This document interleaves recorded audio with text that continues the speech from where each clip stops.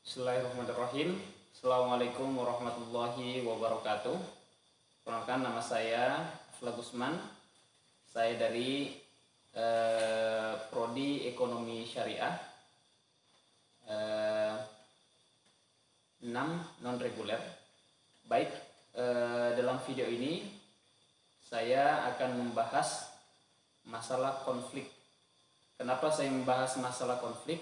Karena konflik sangat menarik dan banyak sekali konflik-konflik yang sering terjadi, dan kita sebagai makhluk sosial tidak pernah lepas dari yang namanya konflik. Baik, sebelum kita mulai, kita harus mengenali apa itu konflik. Yang pertama, pengertian konflik. Jadi konflik itu berasal dari bahasa Latin, yaitu konfigur, yang berarti saling memukul. Kalau secara sosiologi, konflik diartikan sebagai suatu proses sosial antara dua atau lebih orang atau kelompok, di mana salah satu di antara mereka saling menghancurkan atau berusaha saling menyingkirkan sampai mereka tidak berdaya. Kalau kita lihat di KBBI atau Kamus Besar Bahasa Indonesia, konflik itu bisa disebut juga percekcokan, bisa perselisihan, ataupun pertentangan. Jadi macam-macam, banyak pakar yang mengartikan konflik dengan berbagai macam. Ada juga konflik menurut Max Weber, yaitu tindakan disengaja, tujuannya untuk menjatuhkan pihak lain yang melawan. Selanjutnya, apa sih penyebab konflik? Ada beberapa penyebab konflik. Kalau menurut Max Weber, penyebab konflik itu adalah karena adanya stratifikasi sosial atau tingkatan masyarakat. Jadi tingkatan masyarakat ini bisa membuat adanya konflik dan kemungkinan besar akan terjadi. Kalau menurut Houdekerk, konflik itu bisa terjadi karena perbedaan individu, karakter masing-masing berbeda. Selanjutnya bisa karena perbedaan budaya, terus adanya kepentingan, karena setiap orang mempunyai perbedaan kepentingan. Mungkin kelihatannya pekerjaannya sama, tapi mereka mempunyai kepentingan yang berbeda. Terus ada perubahan sosial, terus adanya perbedaan atau perbedaan pendapat antara kekuasaan di dalam masyarakat.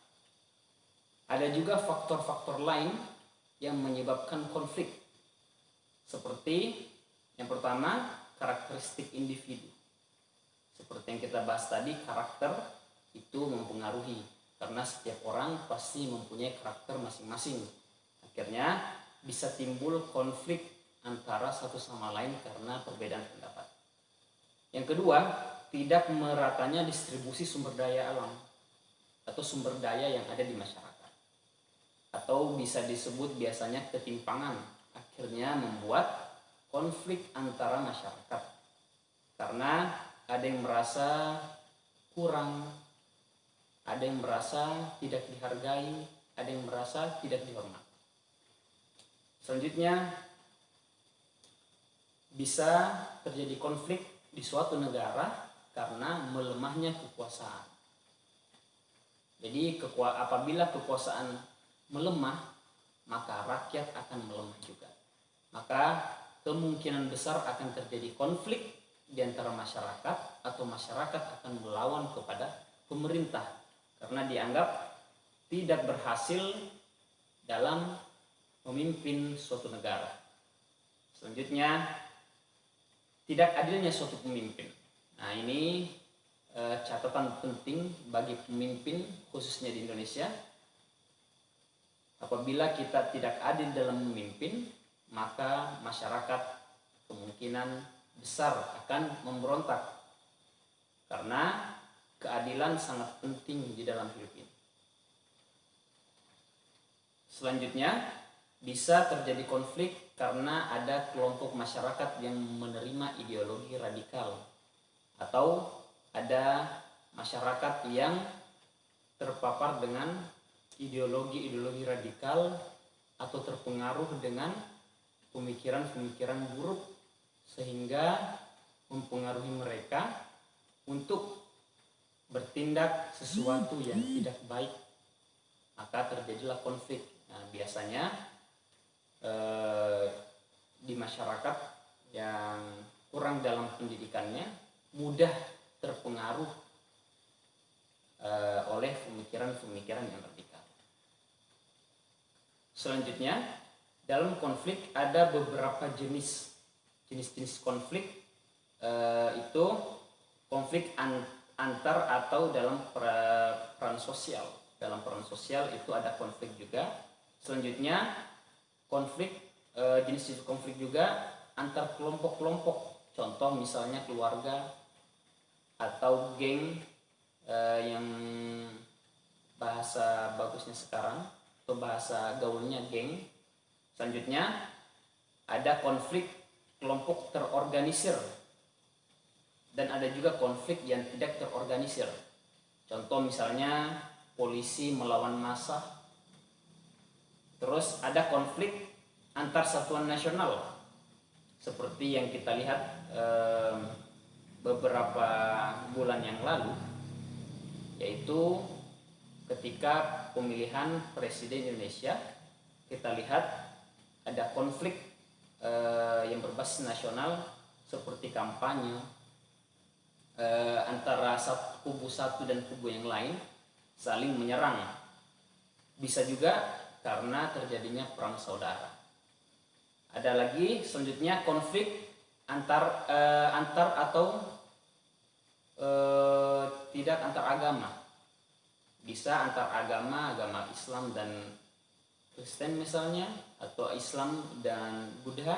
Kita bisa menyaksikan sekarang berita-beritanya tentang konflik antar agama yang terjadi di berbagai negara. Selanjutnya ada konflik antar politik, partai politik bersaing untuk kedudukan, itu konflik antar politik. Dan ada juga konflik individu dengan kelompok. Selanjutnya ada beberapa macam-macam konflik berdasarkan pihak yang terlibat di dalamnya. Yang pertama ada konflik dari dalam diri kita. Apa maksudnya konflik dari dalam diri kita? Konflik dari dalam diri kita itu kadang-kadang pemikiran, apa yang kita pikirkan itu selalu kadang bertentangan dengan apa yang kita pikirkan sama apa yang disuarakan oleh hati kita.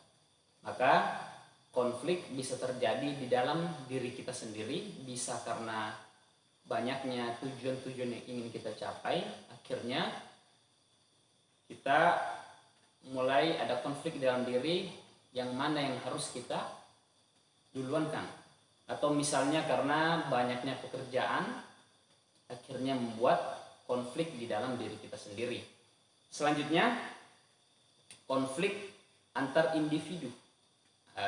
Konflik antar individu ini contoh kita sama teman dalam berteman, kadang ada perselisihan, ada konflik, ada perbedaan pendapat. Itu disebut konflik antar individu dan individu. Selanjutnya ada konflik antara individu dan kelompok.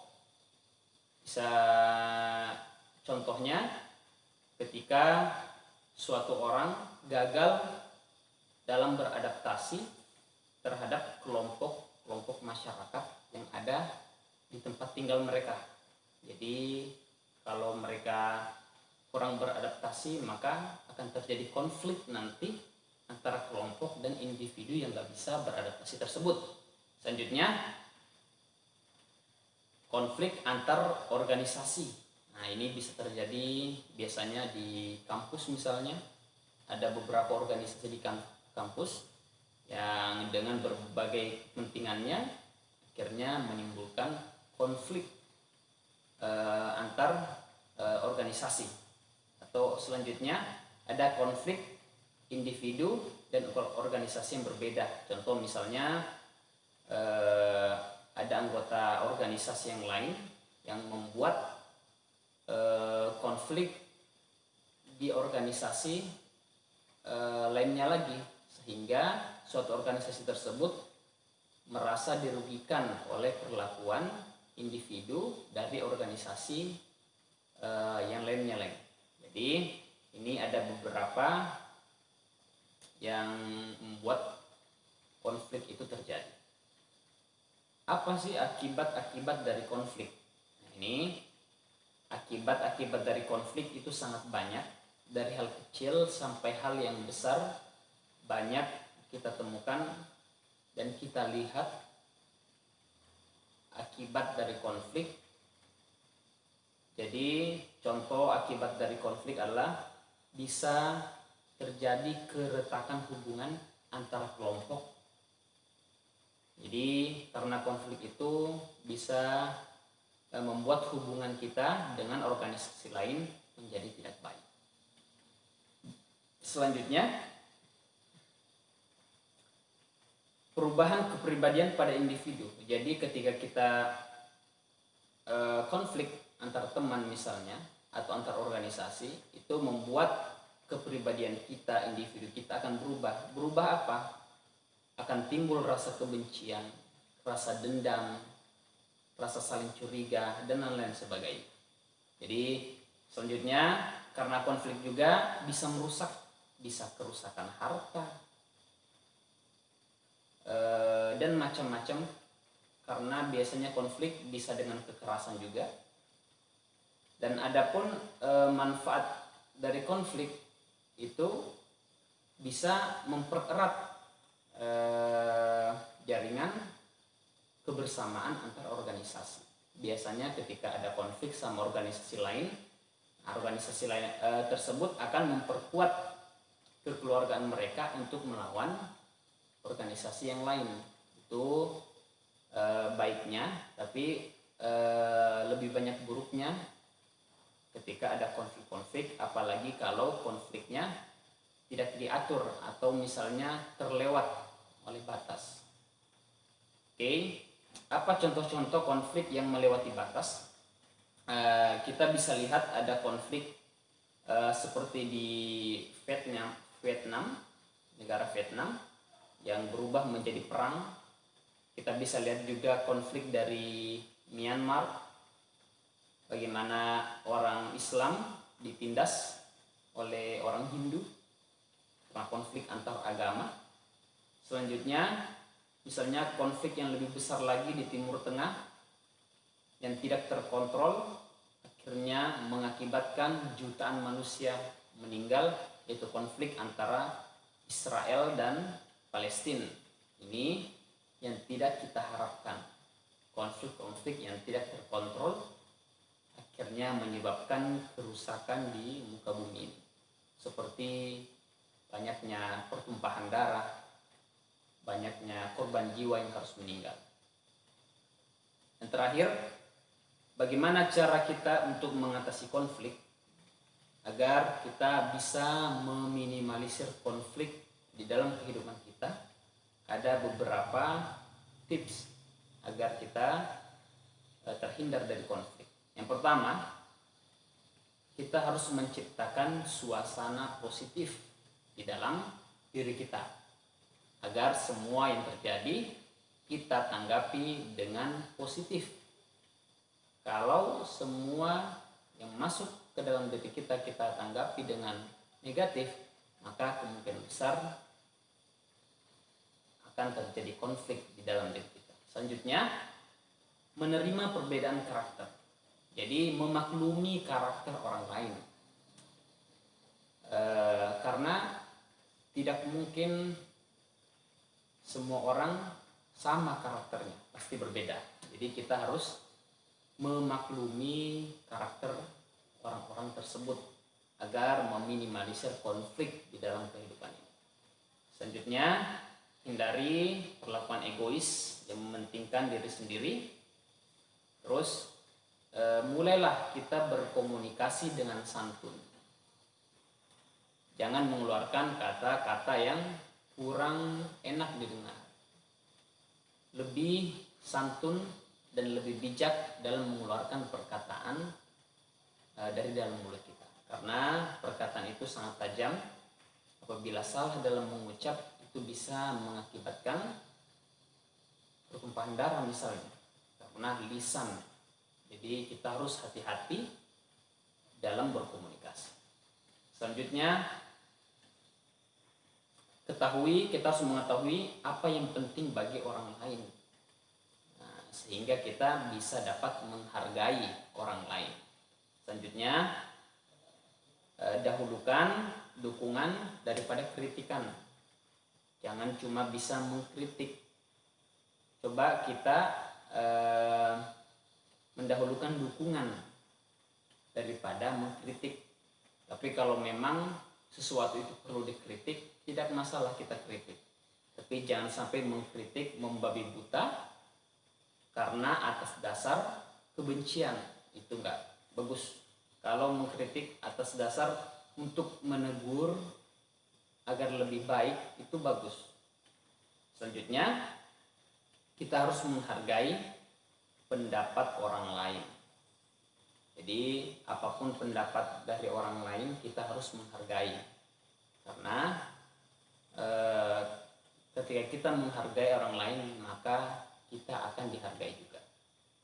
Mungkin cukup penjelasan dari saya, mudah-mudahan bisa bermanfaat. Akhirul kalam. Assalamualaikum warahmatullahi wabarakatuh.